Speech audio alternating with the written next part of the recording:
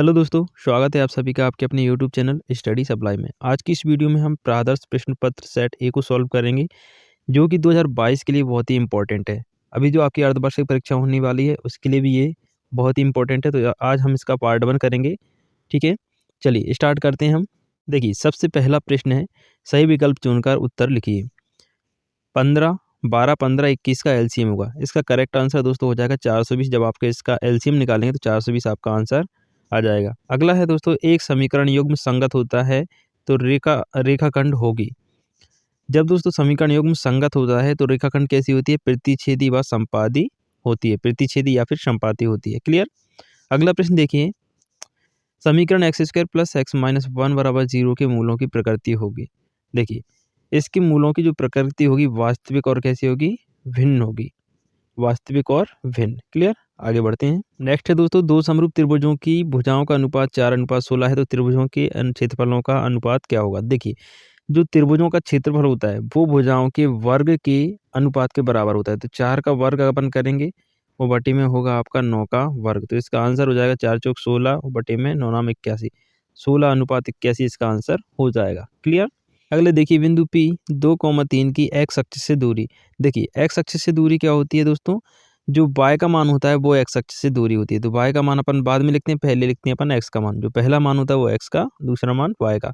तो जो y का मान है वो एक्स अक्ष से दूरी होती है। यदि आपसे ऐसा पूछा जाता कि y अक्ष से दूरी क्या होगी, तो फिर आपका आंसर 2 हो जाता।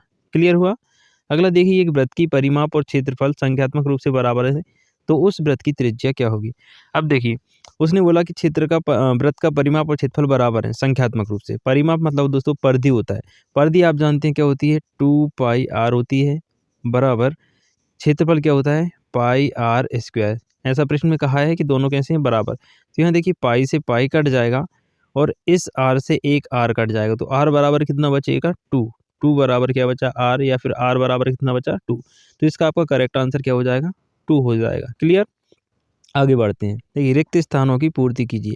3√2 एक संख्या है तो ये दोस्तों अपरिमेय संख्या है। क्या है दोस्तों? अपरिमेय संख्या है। क्लियर। दूसरा देखिए, द्विघात समीकरण का विविक्त कर ऋणात्मक हो तो मूल कैसे होते हैं?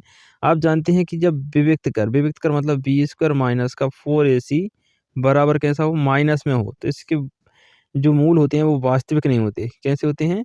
वास्तविक नहीं होते, काल्पनिक होते हैं। तो आप लिखेंगे वास्तविक नहीं होते, नहीं होते। क्लियर। ये सही से लिख लेना आप, वास्तविक नहीं होते। ठीक है। तीसरा देखिए, यदि किसी समांतर श्रेणी का nवां पद 3 + 2n हो तो समांतर श्रेणी का तब श्रेणी का प्रथम पद 5 होगा। इसका आंसर दोस्तों आपका क्या आएगा? 5। जब इसको आप सॉल्व करेंगे तो 5 इसका आंसर आएगा। बिंदु -2,3 में कोटि। अब आप देखिए, जो पहला मान होता है दोस्तों वो कहलाता है आपका भुज, और दूसरा मान होता है वो कहलाता है कोटि। दूसरा मान 3 है तो आंसर क्या हो जाएगा? 3। ठीक है।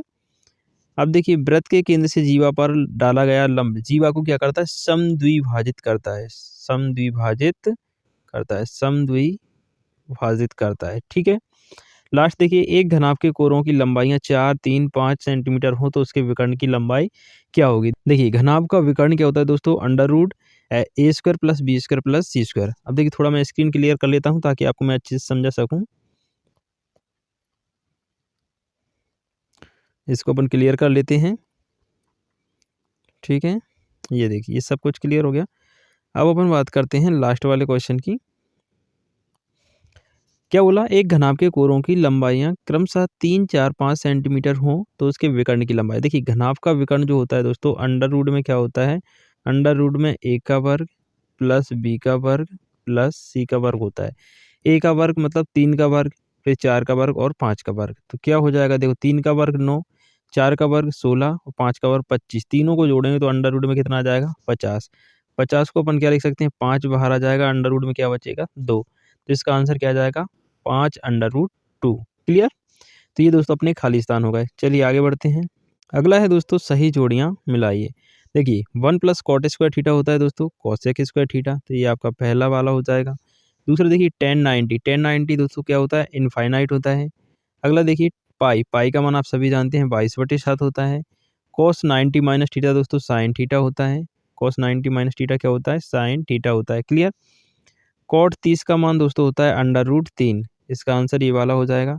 सेक थीटा बराबर आप सभी जानते हैं 1/cos थीटा होता है। क्लियर? इनमें देखिए क्या होता है दोस्तों, इस तरफ 6 रहती है और इस तरफ 7, एक एक्स्ट्रा दी रहती है, तो उससे आपको छोड़ देना है। आपको सिर्फ जो 6 मैचिंग की हैं उनको मैच करना है। क्लियर?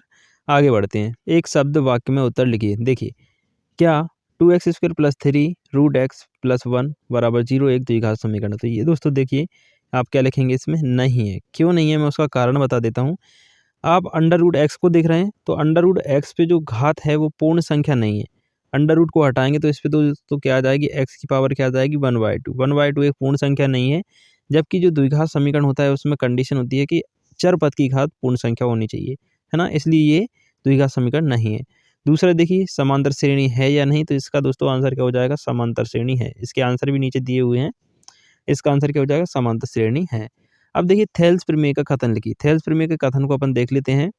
थेल्स प्रमेय देखिए क्या होता है, यदि किसी त्रिभुज की भुजा के समांतर अन्य दो भुजाओं को भिन्न भिन्न बिंदुओं पर प्रतिच्छेद करने के लिए एक रेखा खींची जाए, तो ये अन्य भुजाएं एक ही अनुपात में विभाजित हो जाती हैं। इसको मैं आपको समझा देता हूँ। देखिए, एक त्रिभुज है आपके पास, थोड़ा सही नहीं बन रहा है यहाँ पे, अपन काम चला लेते हैं, ठीक है? तो त्रिभुज की किसी एक भुजा के समांतर, मान लीजिए अपन ने इसको नाम दे दिया ABC। तो BC भुजा के समांतर अपन ने अन्य दो भुजाओं को प्रतिच्छेद करने वाली एक रेखा खींची, ठीक है? जो इसको जो है E और F पर क्या कर रही है? प्रतिच्छेद कर रही है। तो इसके कहने का मतलब जो है, जो EF है BC के समांतर है। तो अन्य दो भुजाएँ जो हैं, कौन-कौन सी बची? AB और AC, ये समान अनुपात में विभाजित होती है। मतलब मान लीजिए ये जो है और ये इतनी दूरी, इसका अनुपात अगर 1/2 है, तो इसका अनुपात भी क्या आएगा? 1/2 AF और FC का। यदि AE और EB का अनुपात 1/2 है, तो AF और FC का अनुपात भी कितना आ जाएगा? 1/2 आ जाएगा। उम्मीद है आप समझ पा रहे होंगे। अगला प्रश्न देखिए, मूल बिंदु के निर्देशांक क्या होते हैं? मूल बिंदु के निर्देशांक आप सभी जानते हैं 0, 0 होते हैं। यहाँ पर दिया हुआ है, क्या होते हैं? 0, 0 होते हैं। किसी घनाभ में कितने विकर्ण होते हैं? तो इसका आंसर आपका हो जाएगा 4। किसी घनाभ में 4 विकर्ण होते हैं, ठीक है? थोड़ा अपन स्क्रीन को क्लियर कर लेते हैं। चलिए, क्लियर हो गई स्क्रीन। आगे देखते हैं, अपवर्जी घटनाएँ क्या होती हैं? अपवर्जी घटना देखिए, जब एक घटना के होने से दूसरी घटना ना हो सके, तो वे परस्पर क्या कहलाती हैं? अपवर्जी घटनाएँ कहलाती हैं, याद रखिएगा। चलिए, आगे बढ़ते हैं अपन। लास्ट वाला देखिए, सत्य असत्य लिखिए। तो शून्य बहुपद की घात शून्य होती है। ये दोस्तों आपका जो है असत्य हो जाएगा। ABC AP में है, तब B बराबर A+C/2, ये दोस्तों आपका क्या हो जाएगा? करेक्ट हो जाएगा दूसरा वाला। तीसरा देखिए, समकोण त्रिभुज में कर्ण सबसे बड़ी भुजा होती है, ये भी सही हो जाएगा। वृत्त के एक बिंदु पर एक और केवल एक ही स्पर्श रेखा होती है, बिल्कुल आपका ये आंसर करेक्ट हो जाएगा, है ना? माध्य, माध्यक और बहुलक तीनों केंद्रीय प्रवृत्ति के मापक हैं, ये भी आपका करेक्ट आंसर हो जाएगा। किसी घटना की प्रायिकता ऋणात्मक हो सकती है, नहीं दोस्तों, ये आपका गलत हो जाएगा। क्योंकि दोस्तों जो प्रायिकता होती है, प्रायिकता का जो मान होता है वो 1 के बराबर या 1 से छोटा होता है और 0 के बराबर या 0 से बड़ा होता है। ये आप याद रखना। प्रायिकता P जो होती है 1 से छोटी या बराबर और 0 से बड़ी या बराबर होती है। क्लियर?